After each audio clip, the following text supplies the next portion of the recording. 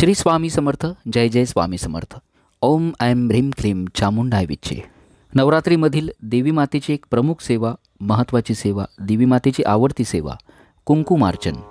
कुंकुमार्चन म्हणजे काय? कुंकुमार्चनचा नेमका विधी काय आहे? नवरात्रीमध्ये कुंकुमार्चन कसं करावं? कारण देवी घटी बसलेली असते. त्याचप्रमाणे श्रीयंत्रावरती कुंकुमार्चन कसं करायचं, कधी करायचं, अशी सर्व माहिती आपण आजच्या या व्हिडिओमध्ये बघणार आहोत.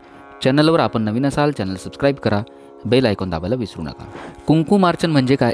ज्याप्रमाणे एखादी देवतेची मूर्ती असते, कुलदेवीचा टाक असेल, आपण त्यावरती शुद्ध पाण्याने अभिषेक करतो. पळी पळीभर पाणी आपण स्नान घालून त्यावेळेला स्त्रीसुक्ताचं किंवा पुरुष सुक्ताचं पठण करतो आणि त्या देवतेला अभिषेक करतो. त्याचप्रमाणे देवी मातेचा नामजप करत श्रीयंत्रावरती किंवा कुलदेवतेच्या टाकावरती एक एक चिमूटभर कुंकू देवीच्या चरणापासून प्रारंभ करायचा, तिच्या मस्तकापर्यंत म्हणजे डोक्यापर्यंत वाहायचं, किंवा काही ठिकाणी फक्त चरणावरती कुंकू वाहिलं जातं. नामजप तसा सुरू ठेवायचा किंवा श्रीसूक्त म्हणायचं आणि कुंकुवानं देवी मातेच्या टाकाला स्नान घालायचं किंवा अभिषेक घालायचा. याला म्हणतात कुंकुमार्चन. कुंकुमार्चन का करायचं? कुंकुमार्चनचं महत्त्व काय आहे? देवी मातेची ही अत्यंत प्रिय, आवडती अशी सेवा आहे. कारण देवी मातेला कुंकू अतिशय प्रिय आहे आणि कुंकुमार्चन केल्यानं देवी कृपा, त्याचप्रमाणे शिवकृपा शीघ्र प्राप्त होते. कुंकवाचा जो लाल रंग आहे त्यामध्ये देवीचं तत्व आकर्षित करण्याची प्रचंड क्षमता असते. ज्या वेळेला आपण देवीच्या मूर्तीवरती किंवा टाकावरती कुंकू वाहतो त्यावेळेला त्या मूर्तीमध्ये किंवा टाकामध्ये कुंकुमार्चन केल्यानंतर ती जागृत होते आणि मग ही जागृत जी मूर्ती असते तिच्यातील शक्तितत्व त्या कुंकुवामध्ये येतं. आणि कुंकुमार्चन झाल्यानंतर आपण हे जे कुंकू आहे हे आपण आपल्या कपाळाला लावल्यानंतर ती शक्ती आपल्याला मिळते. हे जे साठलेलं कुंकू असतं हे आपल्या घरामध्ये एखाद्या डबीमध्ये ठेवून द्यायचं. लक्ष्मी प्राप्तीसाठी, एखाद्या कार्यसिद्धीसाठी, कुठलंही कार्य असेल, एखाद्या वास्तूची खरेदी असेल, नवीन कामाची सुरुवात असेल, आपण बाहेर पडताना आपल्या कपाळाला हे कुंकू लावायचं. नक्की आपल्याला यश मिळेल. हे कुंकू म्हणजे प्रसाद असतं. आपण आपल्या आजूबाजूचे जे लोक असतात, देवी भक्तांना प्रसाद म्हणून हे कुंकू वाटावं. फक्त पूजेमध्ये हे कुंकू वापरायचं नाही. देवी माता ओळखली जाते शक्ती तत्वासाठी.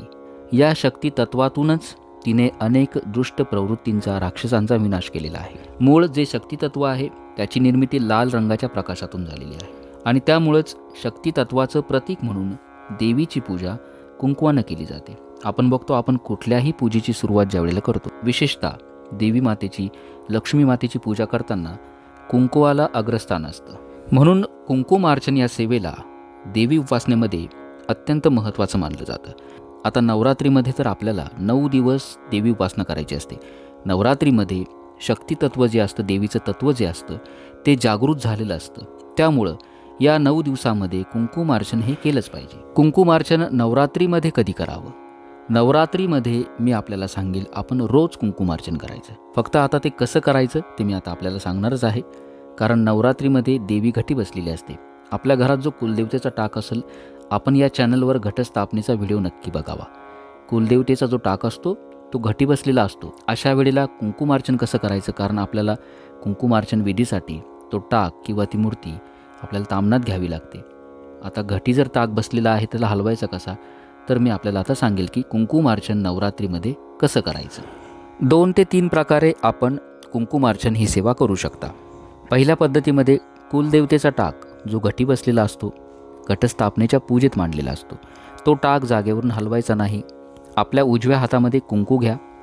कुंकू घेतल्यानंतर आपली मूठ बंद करायची.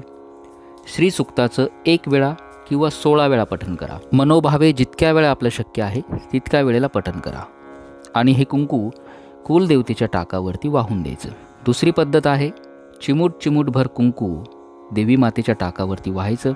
कुंकू वाहत असताना ओम ऐं ह्रीं क्लीं चामुंडाय विच्चे 99 मंत्र म्हणायचा किंवा देवी अष्टोत्तर शतनामावली, देवीची 108 नावं आहेत, एक एक नावाचं पठण करायचं आणि कुंकू व्हायचं. कुंकू वाहत असताना टाक हलणार नाही याची काळजी घ्यायची. ज्यांच्या घरामध्ये श्रीयंत्र आहे, श्रीयंत्र आपण आपल्या तामणामध्ये घ्या. कारण श्रीयंत्र काय घटी बसत नसतं.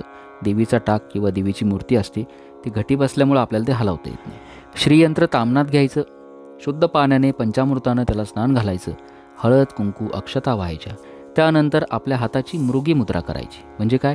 3 बोटं त्यांची टोकं एकत्र आणायची तर्जनी आणि करंगळी, म्हणजे करंगळी आणि करंगळीच्या शेजारचं बोट सोडून बाकीचे जे 3 बोटं असतात, अंगठा, अनामिका आणि मधलं बोट, हे 3 बोटं एकत्र घ्यायचे आणि त्याची मृगी मुद्रा करायची आणि कुंकू चिमूटभर घ्यायचं आणि श्रीयंत्रावरती व्हायचं. कुंकू वाहत असताना नवार्णव मंत्राचं पठण करा. 108 वेळा आपल्याला कुंकू व्हायचं आहे. श्रीयंत्रामध्ये आदिशक्तीची सर्व रूपे समाविष्ट झालेली असतात. त्यामुळं श्रीयंत्रावरती नवरात्रीमध्ये विशेषतः कुंकुमार्चन करणं अत्यंत भाग्यशाली मानलं जातं, अत्यंत भाग्यवर्धक मानलं जातं. दुसरी पद्धत जी आहे, श्रीयंत्रावरती देखील आपण अशाच पद्धतीनं कुंकुमार्चन करू शकता. आपल्या उजव्या हातामध्ये कुंकू घ्यायचं, 1 वेळा किंवा 16 वेळा श्री सुक्ताचं पठण करायचं आणि हे कुंकू श्रीयंत्रावरती वाहून द्यायचं. अशा पद्धतीने देखील आपण कुंकुमार्चन करू शकतो. श्रीयंत्रावरती कुंकुमार्चन करताना नवार्णव मंत्र किंवा लक्ष्मी मातेचा कुठलाही मंत्र, बीजमंत्र, ओम श्रीम नमः हा मंत्र म्हणून देखील आपण कुंकुमार्चन करू शकता. समजा आपल्या घरामध्ये श्रीयंत्र नाही, देवीचा टाकही नाही, कुंकुमार्चन सेवा कशी करायची? देवीचा जर फोटो असेल, फोटोवरती देखील याच पद्धतीनं आपण कुंकुमार्चन करावं. देवी मातेचा फोटो तामणामध्ये घ्या, तामणामध्ये नाही घेताला मोठ्या ताटामध्ये घ्या. त्या ठिकाणी चिमूटभर कुंकू देवी मातेच्या चरणापासून ते डोक्यापर्यंत व्हायचं. वाहत असताना नवार्णव मंत्राचं आपण पठण करा. त्याचप्रमाणे देवी अष्टोत्तर शतनामावली, देवीचे एक एक नाव घ्यायचं. देवीची 108 नावं आहेत. एक एक नाव घ्यायचं आणि चिमूटभर कुंकू प्रत्येक वेळी व्हायचं. दुसऱ्या पद्धतीमध्ये मागाशी सांगितल्याप्रमाणे आपल्या उजव्या हातामध्ये कुंकू घ्या. 1 ते 16 वेळा आपण 1 वेळा किंवा 16 वेळा फक्त मनोभावे श्रीसुक्ताचं पठण करायचं. हे पठण करत असताना मनोभावे झालं पाहिजे. आपण 1 वेळा केला तरी चालेल. आपल्या या चॅनलवर श्रीसुक्ताचा व्हिडिओ आहे, आपण तो व्हिडिओ लावून द्या. त्यासोबत नुसतं श्रवण केलं आणि कुंकू वाहिलं तरी चालेल. थोडक्यात काय, नवरात्रीमध्ये कुंकुमार्चन करताना देवीचा जो टाक असतो, आपल्या घरात जर घटस्थापना होत असेल, देवी घटी बसलेली असते, अशा वेळेला टाक हलवायचं नाही. आहे त्या जागेवरच देवी मातेला कुंकू वाहून कुंकुमार्चन आपण करू शकता.